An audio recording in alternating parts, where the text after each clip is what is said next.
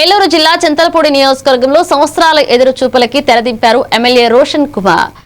చింతలపూడి నగర పంచాయతీ పాత చింతలపూడి గ్రామంలో గత కొన్ని సంవత్సరాల నుండి త్రాగునీటి సమస్యతో ప్రజలు ఎన్నో ఇబ్బందులు పడుతున్నారు. కూటమి ప్రభుత్వం ఏర్పడిన నాటి నుండి శాసనసభ్యులు సొంగ రోషన్ కుమార్ పాత చింతలపూడి ప్రజల ఇబ్బందిని తెలుసుకుని కొత్త బోర్ వేయడానికి ప్రణాళిక సిద్ధం చేశారు. 2 చోట్ల బోర్లు ఫెయిల్ అయినా సరే ఆయన పట్టు వదలకుండా గ్రామస్తులు త్రాగునీటి సమస్య తీర్చాలని మరొక బోర్ వేయించి సక్సెస్ అయ్యేలా చేశారు.